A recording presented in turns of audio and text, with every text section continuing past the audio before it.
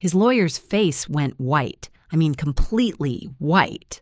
Like someone had drained all the blood right out of him. Bradley Whitmore, the most expensive divorce attorney in the state, the man who never loses, stood there with trembling hands flipping through documents he clearly did not expect to see. My husband, Vincent, sat next to him, and I watched his confident smirk melt away like ice cream on a hot sidewalk. Pure terror replaced it. The man who told me to get out of his house, the man who called our daughter disgusting names, the man who thought he was about to take everything from me, he finally understood. He had already lost. But let me tell you how I got there. Because 7 weeks ago, I was the one who thought my life was over. My name is Miranda Lowry. I'm 34 years old, and for 10 years, I believed I had a good marriage. Not perfect, but good. I was a forensic accountant before I became a mom. A really good one, actually.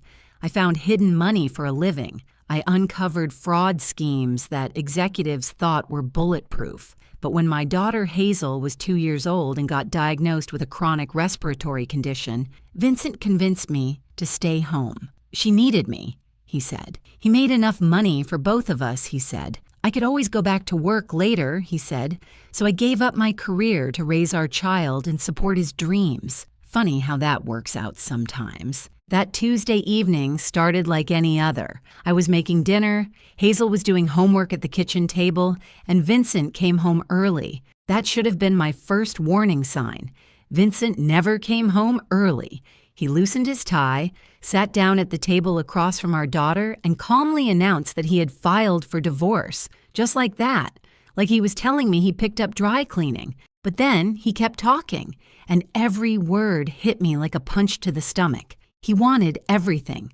The house, the cars, the investment accounts. He had already hired Bradley Whitmore, and I should just accept that I was going to lose. Then he looked at Hazel, our 8-year-old baby girl who was sitting right there listening to every word, and he said something I will never forget. He said he didn't need me or my stinky, sick daughter. He actually called her that, stinky, sick, like she was garbage to throw away. Hazel burst into tears. I held her while my entire world collapsed around us, and Vincent just sat there looking annoyed, like our pain was an inconvenience to his schedule. The doorbell rang.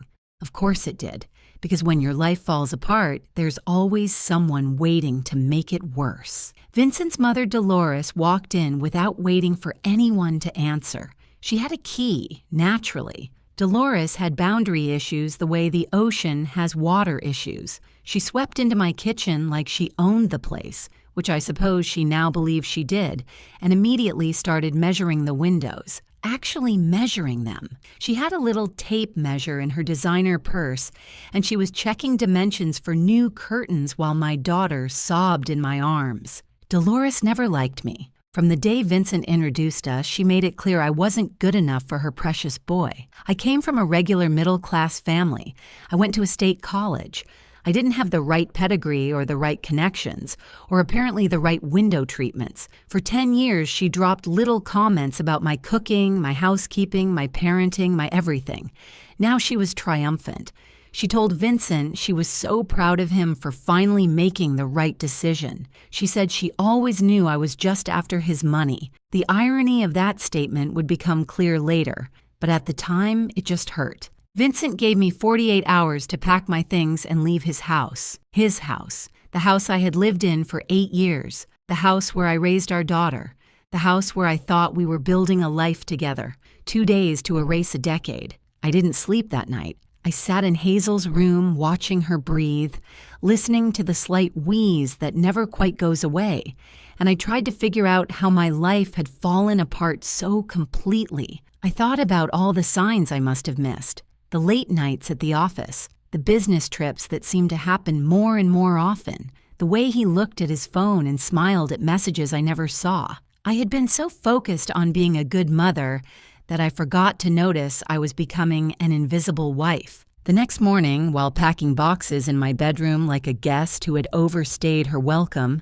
I found something, a bank statement that had fallen behind Vincent's nightstand, probably months ago. I almost threw it away with the dust bunnies, But old habits die hard, and when you spend years analyzing financial documents, you can't help but look at numbers. Something was wrong. The account balance was way too small. I knew roughly what Vincent earned.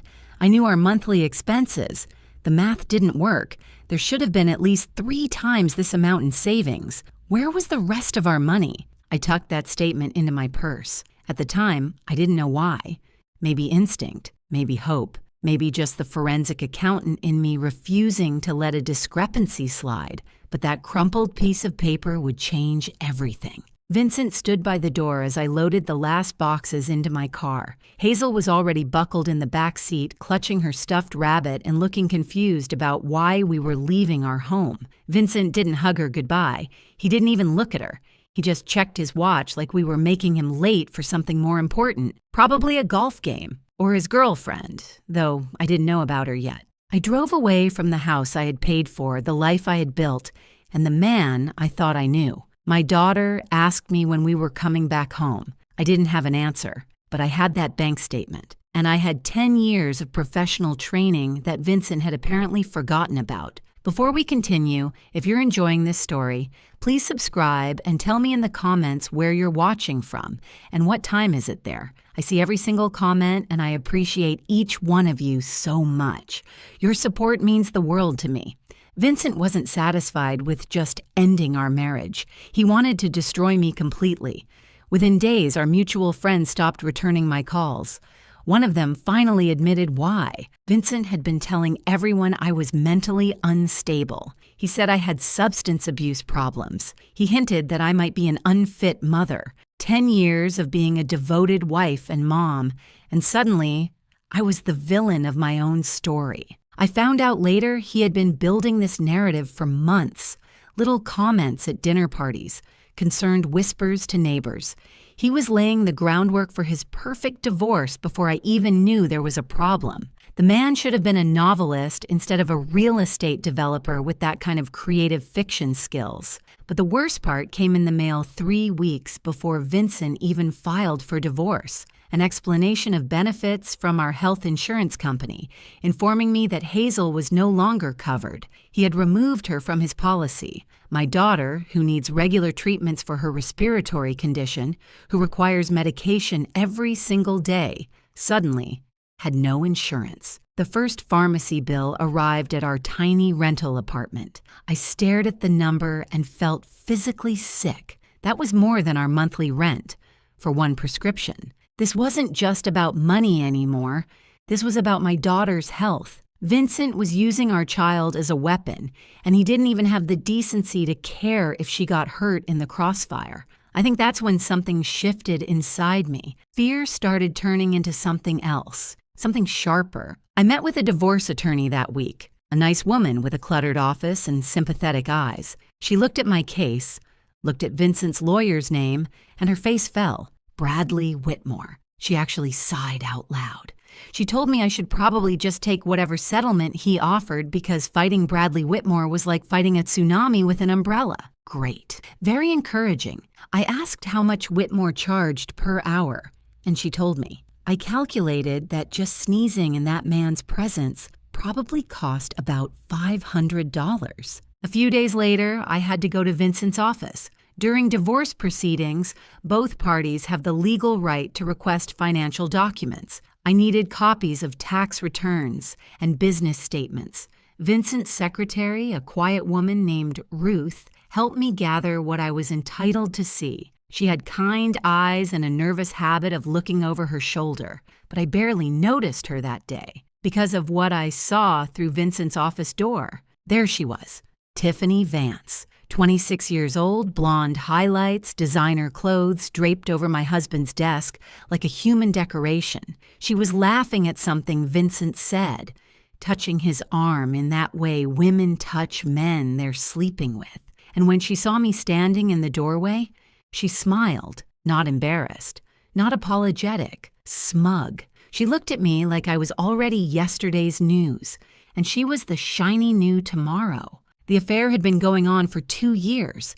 2 years of lies, 2 years of business trips that weren't business trips, 2 years of late nights at the office that were very much not about work. While I was home taking care of his daughter, managing his household, supporting his career, he was building a whole separate life with someone else. I went home and made the mistake of checking social media.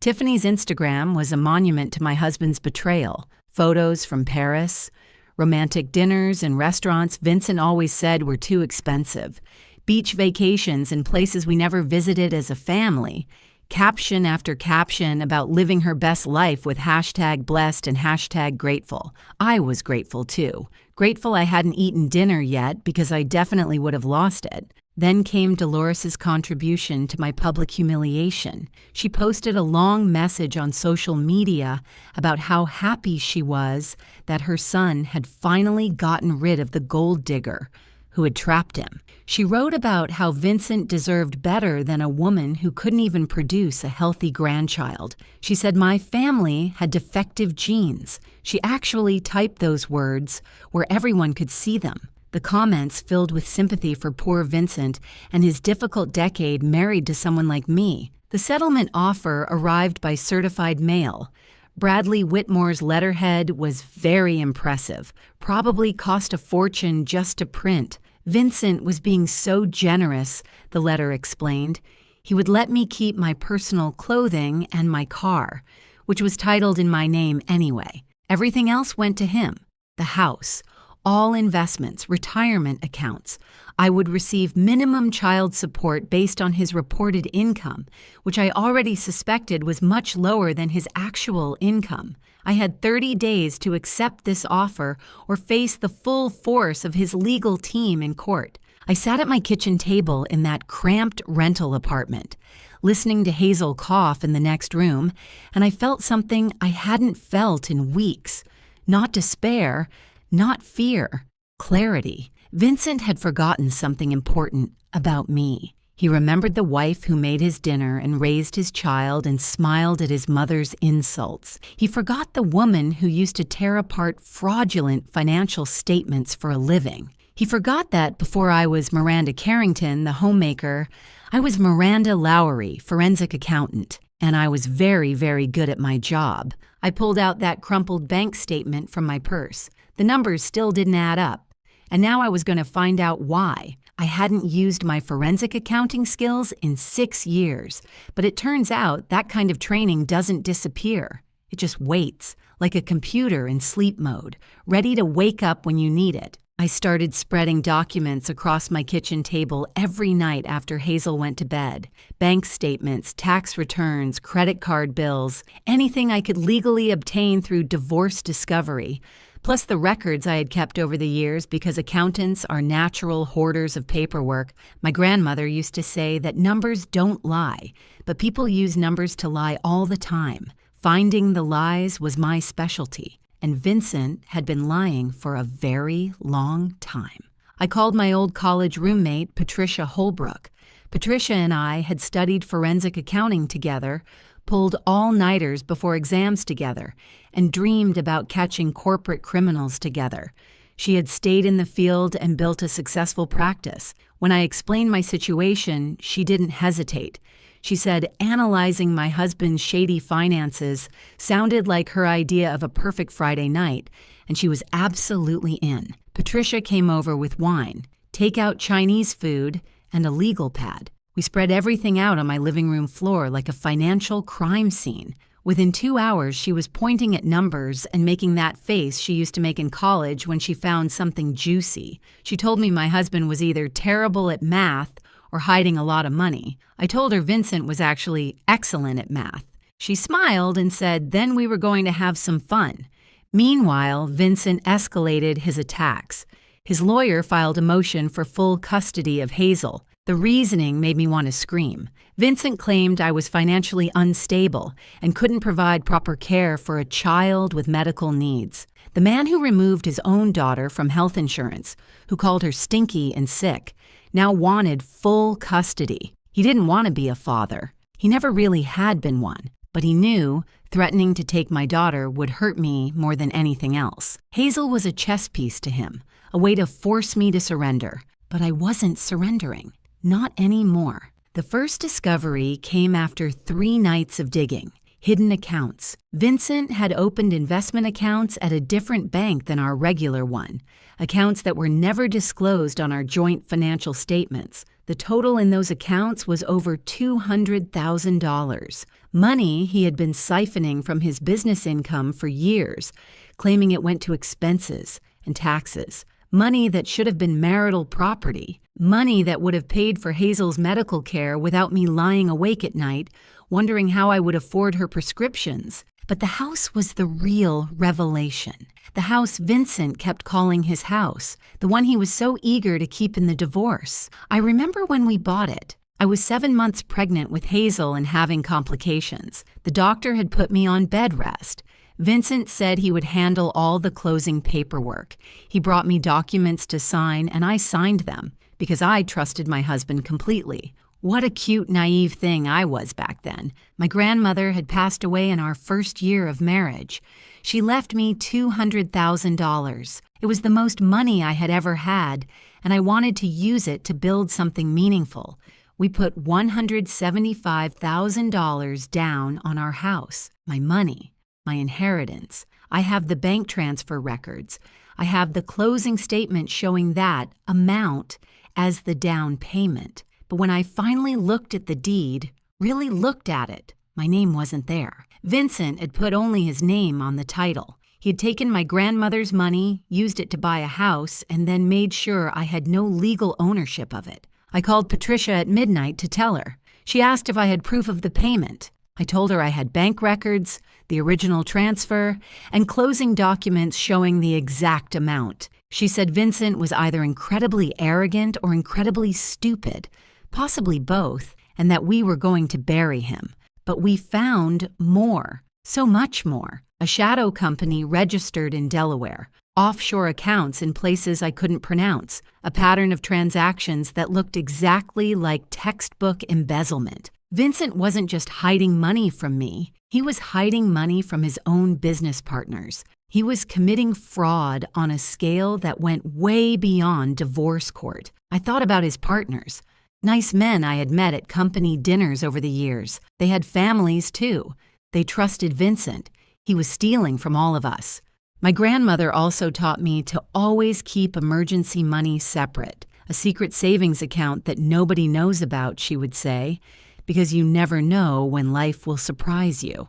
I had $8,000 in an account Vincent never knew existed. It wasn't much, but it was mine, and it was about to become the foundation of my fight back. I also still had my professional certifications. I had kept them current over the years, doing occasional online courses during nap times and quiet evenings. I told myself it was just in case I ever wanted to work again. Now I realized some part of me had always known this day might come. The accountant in me had been preparing for disaster, even when the wife in me believed in forever. The evidence was growing. The pieces were connecting, but I needed help to put it all together in a way that would hold up in court. I needed a lawyer who wasn't afraid of Bradley Whitmore. I needed someone who would see what I saw, a path to victory hidden in Vincent's own arrogance, and I found her. Her name was Camille Ortega, and she worked out of a small office above a bakery downtown. No fancy reception area, no intimidating artwork, just a desk covered in case files, and a woman who looked at me like she already knew I was going to win. Patricia had found her through professional connections. Camille had been practicing family law for 22 years, and she had beaten Bradley Whitmore twice. He still pretended not to remember her name at bar association events, which she found absolutely delightful. I couldn't afford her normal rates. I was honest about that from the start.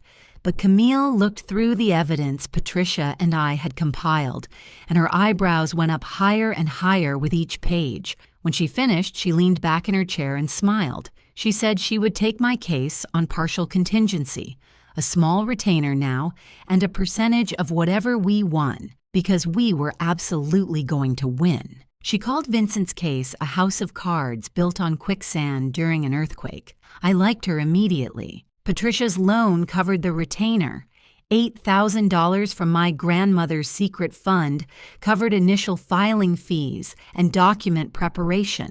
My grandmother had been gone for 9 years, but she was still saving me. I think she would have appreciated the poetry of that. Camille's first instruction surprised me. She told me to act defeated, let Vincent think he had already won, cry at the right moments, seem confused by legal procedures, make his lawyers comfortable in their arrogance. The more confident they became, the sloppier they would get.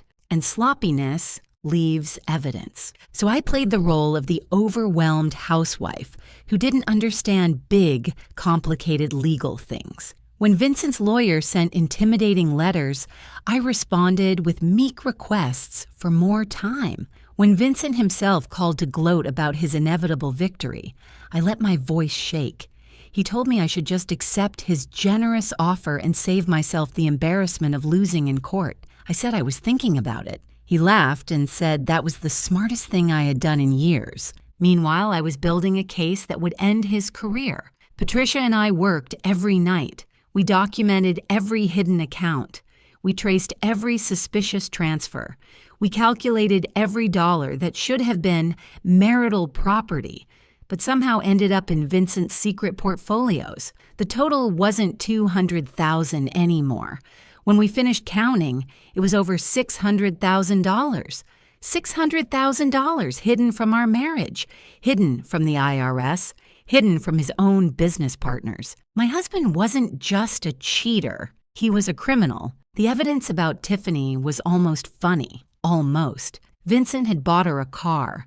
A very nice car that cost more than I spent on Hazel's medical care in 3 years. He bought her jewelry, including a necklace worth $4,000 that I remembered seeing on the credit card statement and asking about. He told me it was a client gift. He also rented her an apartment so they could have their private romantic getaway spot 15 minutes from our family home. The receipts for all of this were in his business expense records, which he had claimed as tax deductions. So he wasn't just cheating on his wife. He was cheating on the IRS, too. They tend to frown on that sort of thing. Then Ruth came forward. Ruth, the quiet secretary with the kind eyes who had helped me gather documents that day at Vincent's office. She called me one evening, voice barely above a whisper, and asked if we could meet somewhere private. We sat in a coffee shop across town where nobody would recognize us, and she told me everything. Ruth had worked for Vincent for 9 years, almost as long as his company had existed. She had watched him build his business, watched him charm investors, and watched him slowly transform into someone she didn't recognize. She had seen the fraudulent invoices. She had processed the suspicious wire transfers.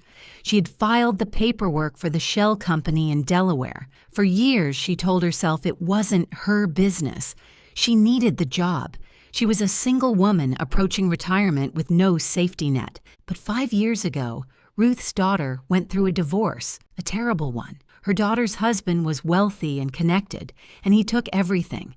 Her daughter lost her home, lost custody of her kids for 6 months, almost lost her mind. Ruth watched her own child suffer while a powerful man used the legal system as a weapon. Sound familiar?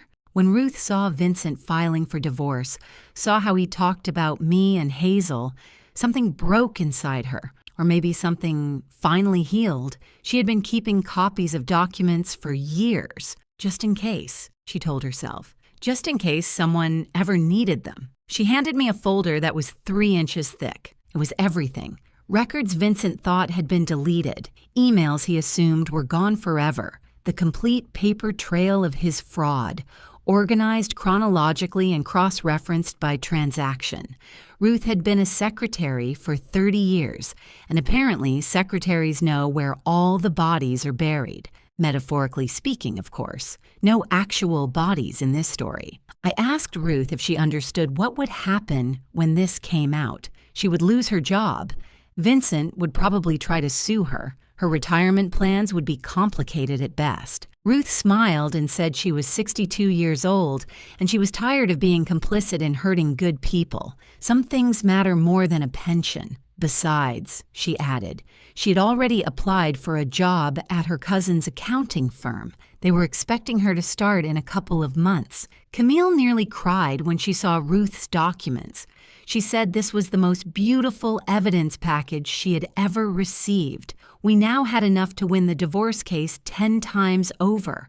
But more importantly, we had enough to trigger federal investigations, tax fraud, wire fraud, embezzlement from business partners. Vincent wasn't just going to lose his divorce. He was going to lose everything he had ever stolen. We prepared 3 copies of the complete evidence file, one for the court, one that would be anonymously delivered to the IRS, because I am a good citizen who believes in paying taxes, and one that would arrive at the offices of Vincent's business partners 2 days before our final hearing. They deserved to know who they were working with. The hearing was scheduled for 7 weeks after Vincent filed for divorce, expedited because of the child custody issues and Camille's emergency motion regarding fraud in Vincent's financial declarations. The judge assigned to our case was Eleanor Fitzgerald, known for having zero tolerance for lying in her courtroom. Things were coming together.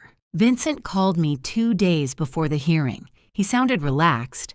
Happy even. He said he was looking forward to finally putting this behind us. He mentioned that he and Tiffany were planning a trip to celebrate after his victory. The Maldives. Very romantic. Very expensive. He suggested I use my settlement money wisely since it would be the last help I ever got from him. I said I appreciated the advice. I wished him safe travels. And I hung up the phone and laughed until I cried. He had no idea. No idea at all. The courtroom was smaller than I expected. Wood paneling, fluorescent lights, the faint smell of old paper and anxiety. I had dressed carefully that morning. Professional, but not flashy. The kind of outfit that says, I am a responsible mother, not a gold digger. Camille had coached me on this. Appearances matter, especially in family court. Vincent arrived with Bradley Whitmore like they were walking into a victory party. Expensive suits, confident smiles, the easy body language of men who had never lost anything important. Whitmore carried a leather briefcase that probably cost more than my monthly rent. Vincent winked at me across the courtroom. Actually winked, like this was all a fun game he had already won.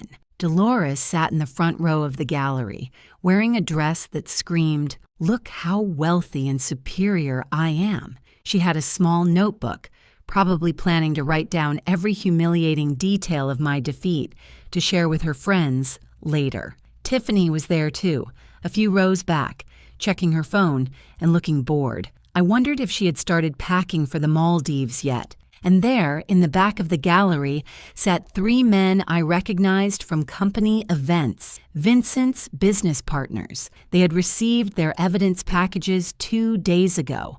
They had not told Vincent they were coming. Their faces were completely unreadable, which was somehow more terrifying than open anger. If you're still here with me, I just want to say thank you for listening to my story. If it's touching your heart, please take a second to hit that like button and maybe share this with someone who needs to hear it. Your support keeps me going, and I'm so grateful for every single one of you.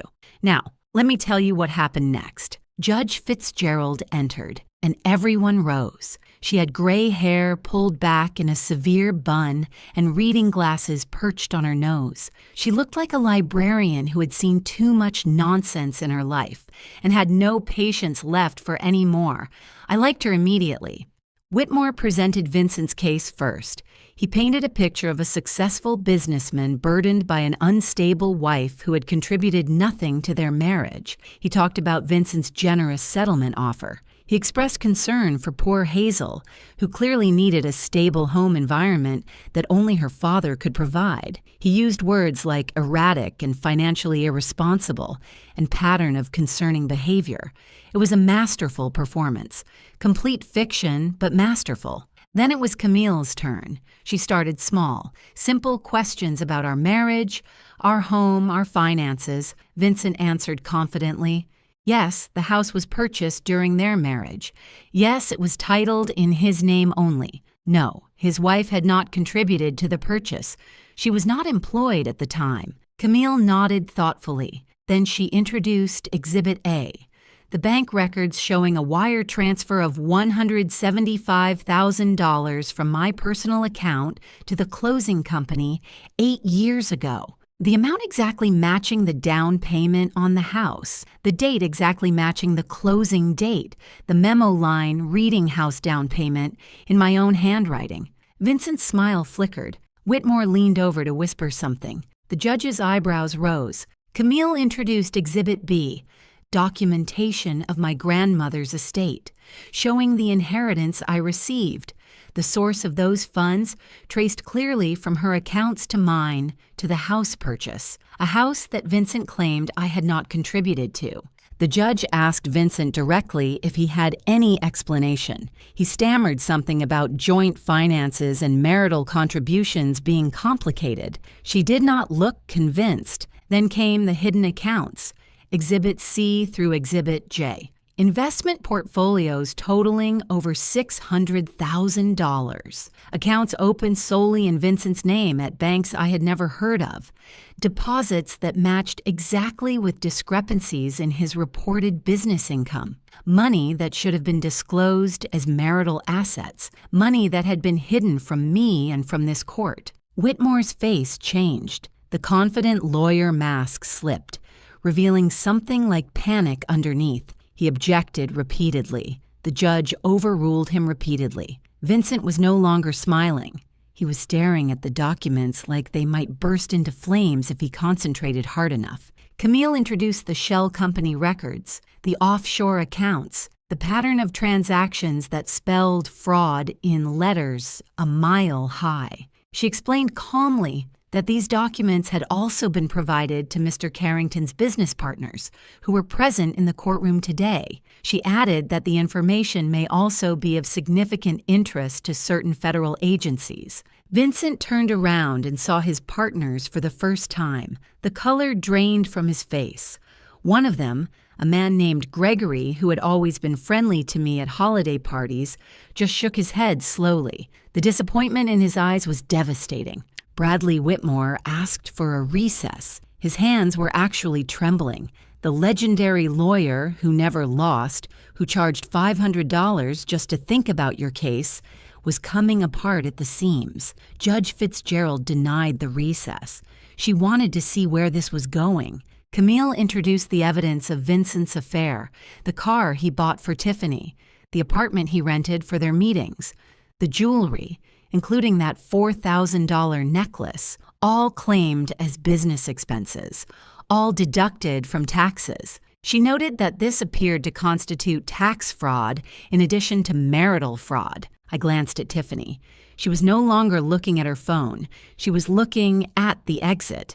Survival instinct finally kicking in, I suppose. She slipped out of the courtroom quietly, probably realizing that the Maldives trip was not going to happen and that being associated with Vincent Carrington was about to become very uncomfortable. Dolores sat frozen in her seat, mouth hanging open slightly. The notebook lay forgotten in her lap. This was not the story she had planned to tell her friends. Vincent tried to speak. He said this was all lies, all fabrications, that I had somehow manufactured evidence to destroy him. Judge Fitzgerald cut him off. She had seen a lot of cases in her career, she said. People lied to her all the time. But the audacity of lying this extensively, this brazenly, while committing fraud against a spouse, business partners, and the federal government simultaneously was genuinely impressive. And not in a good way. She looked at Vincent the way you look at something unpleasant stuck to your shoe. Then she looked at me, and for just a moment I saw something like respect in her eyes. Judge Fitzgerald's ruling was everything I had dreamed of and more. Full custody of Hazel to me. The house, which I had paid for with my grandmother's inheritance, transferred entirely to my name. 70% of all marital assets awarded to me due to Vincent's fraud, hidden accounts, and perjury before the court. Full child support calculated on his actual income, not the fake numbers he had reported. Medical expenses for Hazel covered completely, and Vincent was ordered to restore her health insurance immediately, retroactive to the day he had removed her. The man who said he wanted everything was about to lose everything. The man who told me to get out of his house was now legally required to get out of my house. The man who called his daughter stinky and sick would spend the next 10 years paying for her care, whether he liked it or not. But the court ruling was just the beginning of Vincent's collapse. The federal investigation started within 3 weeks. Tax fraud is not something the IRS takes lightly, especially when it's documented this thoroughly. His assets were frozen pending investigation. His passport was flagged. The Maldives would have to wait, possibly forever. His business partners filed their own lawsuit. Embezzlement from a partnership is a serious matter, and Gregory and the others were not feeling forgiving. They wanted their money back plus damages. Vincent's lawyers, plural now because Whitmore had mysteriously developed a scheduling conflict that prevented him from continuing representation, were billing hours they would probably never collect. Dolores stopped posting on social media. Her friends had seen the court documents, which were public record.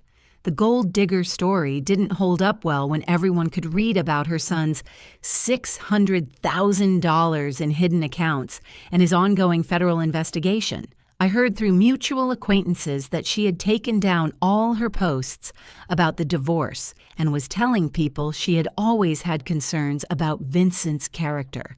Some things never change. Tiffany disappeared from Vincent's life approximately 45 minutes after the court ruling. The apartment he had rented for her was in his name, and with his assets frozen, rent was no longer being paid. The car was repossessed 2 weeks later. I don't know where she went, and I found that I genuinely did not care. She was a symptom, not the disease. Vincent had plenty of problems that had nothing to do with her. Ruth retired on schedule. She sent me a card congratulating me on my victory, with a pressed flower from her garden tucked inside. She wrote that her daughter had cried happy tears reading about the case, and that sometimes justice really does win. I framed that card. It sits on my desk at my new job. Because yes, I went back to work. It turns out that forensic accountants who can uncover massive fraud schemes are in high demand. Patricia recommended me to several firms, and I had 3 job offers within a month. I chose the one with the best health insurance and the most flexible schedule for a single mom. My skills had been sleeping for 6 years, but they woke up ready to work. Hazel and I moved back into our house. I let her pick new colors for her bedroom, and she chose purple with silver stars. We adopted a cat from the shelter because Hazel had always wanted one, and Vincent had always said no. She named him Biscuit, and he sleeps at the foot of her bed every night. Her breathing is better now. Regular treatment, proper medication, a stable home where she feels safe and loved. She still asks about her father sometimes. I tell her the truth in age-appropriate ways. He made some bad choices. He has to deal with the consequences. We will be okay. Last month, I ran into Vincent at the grocery store. He looked smaller somehow, diminished. The expensive suit was gone, replaced by wrinkled khakis and a shirt that needed ironing. He saw me and opened his mouth like he wanted to say something, but no words came out. I walked past him without stopping. I had nothing left to say to him. Some people think being quiet means being weak. Some people confuse patience with surrender. And some people really should pay more attention to their wife's career history before trying to steal everything she has. My grandmother used to tell me that the universe has a long memory and a good sense of timing. I didn't always believe her. But sitting in my kitchen now, watching Hazel play with Biscuit in the backyard of the home I fought for, I think maybe she was right. Justice doesn't always come fast, but when it comes complete. Thank you so much for watching. More of my most gripping stories are already on your screen. Click one now and don't miss the best part. You will love it. See you in the next story.